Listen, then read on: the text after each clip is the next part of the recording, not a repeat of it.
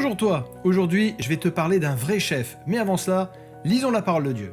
Paissez le troupeau de Dieu qui est sous votre garde, non par contrainte mais volontairement selon Dieu, avec dévouement, non comme dominant sur ceux qui vous sont échus en partage, mais en étant les modèles du troupeau. Grâce à des mensonges adroits répétés sans relâche, il est possible de faire croire aux gens que le ciel est l'enfer et que l'enfer est le ciel. Plus grand est le mensonge, plus promptement il est accepté. C'est une citation d'Hitler.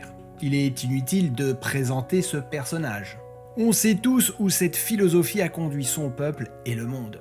Mais pourquoi avons-nous eu de tout temps besoin de chefs? Parce que la responsabilité nous fait peur? Parce que nous avons besoin d'échapper à la critique qu'engendre la prise de décision? Par paresse? Les apôtres avaient un chef, Jésus. Pourtant, eux aussi se disputaient pour savoir qui était, après leur maître, le premier. Ils se voyaient déjà des petits roitelets assis sur un trône d'or entourés de courtisans. Ils voulaient faire comme les autres, mais en meilleur, bien entendu. Alors, devinant leurs pensées et sans doute la jalousie qu'elles nourrissaient, Jésus réagit. Il veut leur donner une leçon qui traversera le temps. Pour ce faire, il prend comme exemple les chefs de son époque, ceux que les disciples connaissent. Il les qualifie de tyrans et d'oppresseurs. Il leur ordonne, car ce n'est pas un conseil, mais une règle à suivre, d'être à l'opposé de ces pratiques. Il n'en sera pas de même au milieu de vous. Pour que la leçon ne soit pas oubliée, à une autre occasion, il prend un petit enfant et le place devant eux. Il leur dit que pour le recevoir, il faut être comme un petit enfant. Un enfant ne cherche pas à dominer les grands. Il les regarde avec admiration.